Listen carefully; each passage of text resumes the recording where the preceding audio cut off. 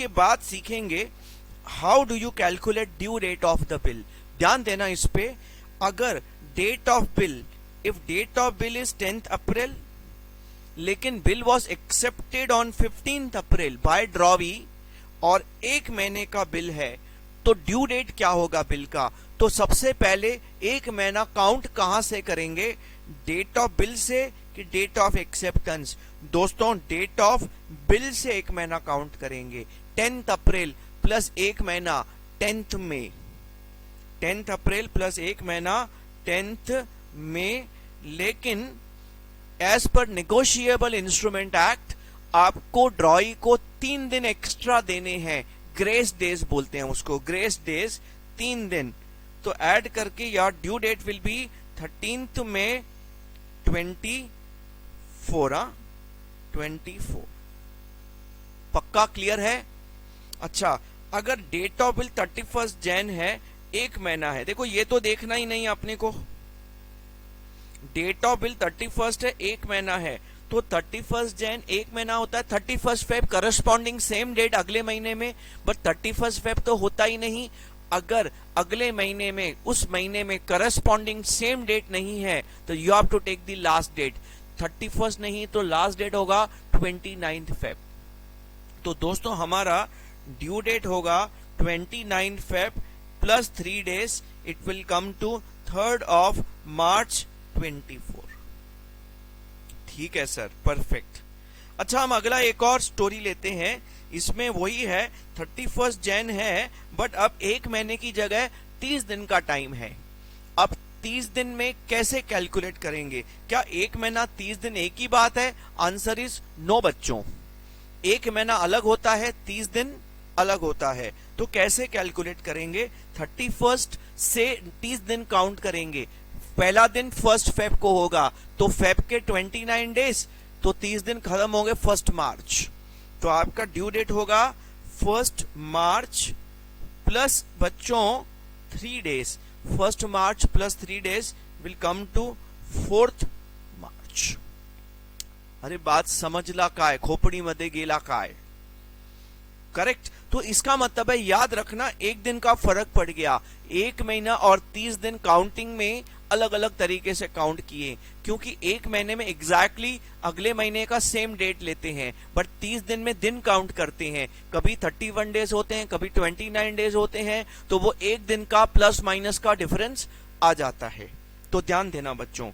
अच्छा, फिर अब बात करेंगे अगला 12 जुलाई से 1 महीना। तो 12 जुलाई से 1 महीना होता है बच्चों 12 अगस्त प्लस 3 दिन इज इक्वल टू 15 अगस्त। अरे 15 अगस्त याद है? 15 अगस्त क्या है सर? Independence day, holiday. तो अगर याद रखना, अगर due date is a declared holiday, देखो 15 August is a declared holiday, उस दिन सब बैंक्स बंद होते हैं, गवर्नमेंट डिपार्टमेंट्स बंद होते हैं, तो क्या बोलता है नेगोशिएबल इंस्ट्रूमेंट एक्ट? तो आपको ड्यू डेट कौन सा लेना पड़ेगा? Answer is preceding day. पहले से ही पता था ना कि छुट्टी है, तो 1 दिन पहले ड्यू डेट लेना पड़ेगा। तो 15 अगस्त की जगह आप कौन सा लेंगे? But 15th August is equal to क्या? Declared holiday. देयरफॉर हमारा ड्यू डेट क्या होगा? 1 दिन पहले, 14th of August 24। Hope so very very clear to everyone. Yes sir. चलो हम एक और केस लेते हैं। तो डिक्लेयर्ड हॉलीडे है, ड्यू डेट तो 1 दिन पहले, प्रीसीडिंग डे लेंगे। हमारा अगला स्टोरी है 19th Feb 2020 और 1 महीना काउंट करेंगे। तो ये होता है बच्चों 19th मार्च 2020 प्लस 3 दिन is equal to 22nd March 2020। 22nd March 2020 was Covid जनता curfew, sudden holiday, emergency holiday. अगर आपका ड्यू डेट सडन हॉलीडे है, मतलब उस दिन कोई ऐसा इमरजेंसी आ गया कि हमें छुट्टी रखना पड़ा, बैंक्स बंद रखने पड़े, तो हम क्या मानते हैं? तो दोस्तों हमारा नेगोशिएबल इंस्ट्रूमेंट एक्ट बोलता है then due date will be next day. Next day is the due date. ये आपका क्या है, अगर हॉलीडे आया तो क्या करेंगे, डिक्लेयर्ड है, पहले से ही पता है तो प्रीसीडिंग. सडन हॉलीडे डिक्लेयर हुआ तो सडन में थोड़ी पता था होगा, तो अगले दिन नेक्स्ट डे. तो ये कोविड वाला केस था, तो यहां पे 22 मार्च 20 की बात कर रहा हूं, is a sudden Janata curfew. ये क्या है बच्चों, एक जनता कर्फ्यू. तो नेक्स्ट डे लेना पड़ेगा. तो हमारा ड्यू डेट क्या होगा, अगले दिन 23 मार्च 2020. ये बहुत स्पेशल केसेस हैं, इन पे ध्यान देना बच्चों. अब आखिरी के दो केसेस हैं 10 अप्रैल 15 अप्रैल. अब यहां पे वर्डिंग बदल दिया, आफ्टर साइट लिखा है. जब भी वर्ड आफ्टर साइट लिखा है means you should calculate due date from date of acceptance, not from date of bill बच्चों. अच्छा, तो आप 15 अप्रैल से काउंट करेंगे एक महीना. 15 अप्रैल एक महीना होता है बच्चों 15 मई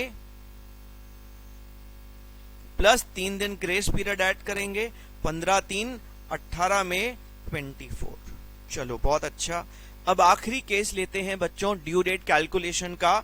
15 सितंबर 20 सितंबर.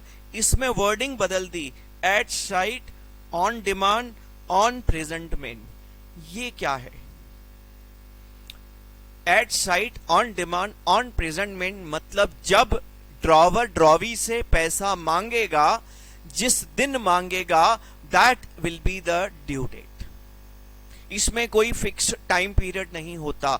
ड्रॉवर ड्रॉवी को फॉर एग्जाम्पल बोल देगा कि देख यार एक काम करते हैं, हम कोई टाइम फिक्स नहीं करते, मुझे जब पैसे का नीड होगा फोन करके आ जाऊंगा, पैसा दे देना. ड्रॉवी बोला ठीक है भाई, फोन करना, आ जाना. Okay. The bill was demanded on 7 October. 7 October drawer जाके पैसा मांगेगा. तो 7 अक्टूबर अगर पैसा मांगेगा तो ड्यू डेट विल बी 7 अक्टूबर. देखो इसमें फिक्स टाइम नहीं, जिस दिन पैसा मांगा, डिमांड किया, प्रेजेंट किया सामने बिल, भाई दे पैसा, that is the due date. At sight, at site.